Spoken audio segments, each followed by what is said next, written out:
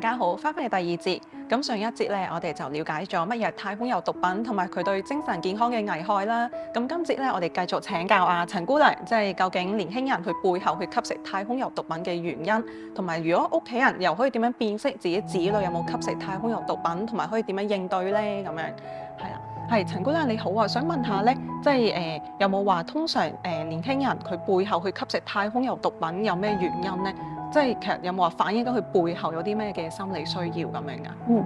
其實好多青少年人咧，佢講話開始用太空油毒品咧，都係因為好奇啦、朋輩影響啦。咁我諗呢個都係即係好係年輕人嗰個特質嚟嘅，即係對於一啲潮流嘅嘢好感興趣，好心思思想即係八卦啲咩嚟。咁同時間咧，即係年輕人其實都好需要去埋堆嘅。咁所以有陣時即係啲朋友去介紹啊，或者係即係去即係碎佢哋食嘅時候，其實都好即係好驚拒絕朋友啊，冇咗啲朋友嘅時候咧，咁樣就自然就會抵唔住個誘惑，就會開始去接觸啦。咁但係除咗呢兩方面之外咧，更加重要嘅係其實佢可能接觸咗之後，有啲咩原因去 keep 住佢去繼續食咧咁樣。好多時候都見得到即係年輕人佢哋分享咧，係因為佢哋會覺得有壓力啦、唔開心啦，唔知點樣去處理呢啲情緒咧，就用太空油去幫自己去應對。因為我哋講話其實唔同類型嘅毒品咧，都有都滿足緊一啲即係青少年人唔同嘅需要嘅，好視乎嗰個毒品嘅反應，俾到佢唔同嘅感覺。例如可能即係講話冰毒啊、可卡因等等咧，就係一啲好令人興奮嘅嘢。咁可能講緊佢好想有一啲好開心嘅感覺啊咁樣。但係太空油毒品咧，就係其實係一啲即係頭先講話啲麻醉劑啦咁樣，其實讓到佢個人咧好似好飄飄然啊，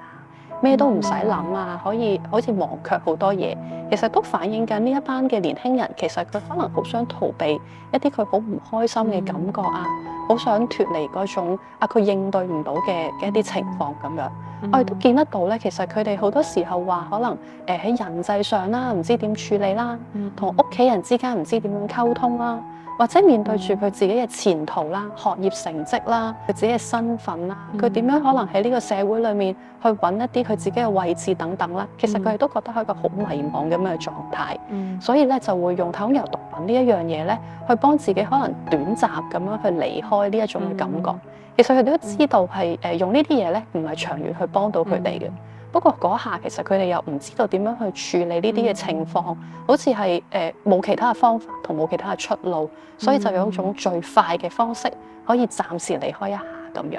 咁呢啲情況其實反映緊佢哋好需要可能一啲師長啦、屋企人嘅一啲支援啦、理解啦，幫佢哋辨識得到其實可能自己嘅位置係點樣啦，亦都好需要可能屋企人嘅鼓勵。其實佢哋自己喺屋企裏面，可能或者佢自己嘅人係點樣啊，幫佢去建立啊，揾翻佢自己一啲信心啊等等。同時間咧都好需要一啲即係屋企人啊等等咧，去幫佢哋去即係辨識點樣為之一個健康嘅情緒，點樣去應對壓力等等嘅。咁有冇話屋企人其實佢哋可以即係佢固之應該都好擔心自己嘅子女有冇吸食啦，佢可以點樣去辨識咧？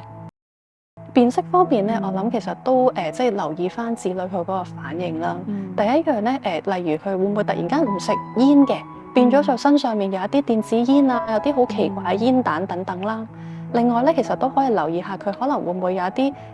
行為上啊、精神反應上有啲唔同咗。例如頭先講到話，可能食完一啲太空油毒品之後咧，身體會震啊、企唔穩啊等等，都可以留意下會唔會有啲情況嘅。另外咧，都可以留意下佢可能喺情緒方面會唔會突然間有啲唔同咗。例如可能係有啲脾氣暴躁啊，好似好容易同人起衝突啊等等咁樣。咁有冇話如果屋企人發覺真係中晒你頭先講嘅嗰啲狀況喎，即係都懷疑自己子女有吸食，或者都發現屋企真係有嗰啲煙彈啊，或者子女真係承認係有吸食啊咁樣樣，咁屋企人可以點樣同子女去溝通啊，或者有咩技巧咧咁樣？我諗第一件事咧，屋企人都要保持冷靜，係啦，因為即係可能喺即係前線裏面都見得到好多時候，屋企人其實好擔心，唔知點處理，同埋可能第一下嘅反應都會問係咪就要捉咗佢去戒毒咁樣？咁我諗咧呢個係即係當然都長遠嚟講都要鼓勵一個子女去睇下點樣可以喺一啲戒毒嘅服務嗰度去幫佢可以慢慢去脫離嗰個即係成癮嘅問題啦。但係同時間咧，第一樣嘢就先唔好去責備啊，或者係去話佢哋係啦，反而係讓到子女咧去感受到係被明白、被理解，同埋係一個願意開放嘅態度同佢哋去傾。好多時候年輕人咧其實都知道即係吸食太空油毒品或者其他嘅吸毒行為咧係唔啱嘅。不過佢哋又唔知道點樣去處理，所以面對住屋企人啊，去話佢哋，其實佢哋都好驚，同埋一鬧佢嘅時候更加反抗咁樣，係啦。咁所以我諗係即係用一個開放嘅態度去俾佢哋明白啊，其實屋企人都願意去關心佢嘅情況，同埋去嘗試去了解，其實去幫佢去分辨翻，其實吸毒行為背後其實佢面對緊有啲咩掙扎啦，有啲咩困難啦。即係當佢，因為子女其實佢哋好多時候都唔知點樣去講，好需要可能大人去幫佢哋去慢慢去分析翻自己呢個行為背後其實發生緊啲咩事。另一方面咧，我諗都好視乎其實佢食完太空油毒品之後會唔會有一啲即時嘅身體狀況。例如，如果見得到佢可能喺屋企食完太空油毒品之後，有啲異常嘅反應啊，可能係即係好似失去知覺啊，或者係個人好脾氣暴躁啊，控制唔到自己等等咧，咁都先去處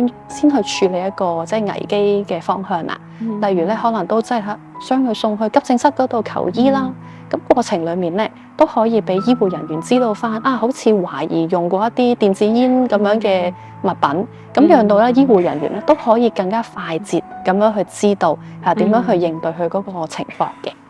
咁最後咧，我諗其實屋企人都會面對住好多壓力，或者係當下真係唔知點樣去處理嘅。咁所以如果屋企人咧遇到係即係面對子女即係吸毒嗰個情況，有任何嘅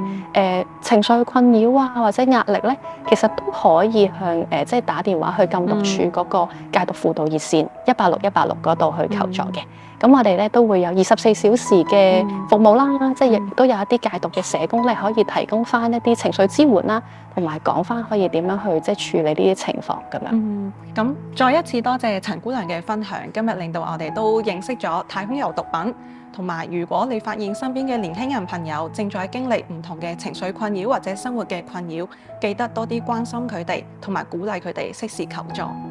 今日時間差唔多啦，下次見啦。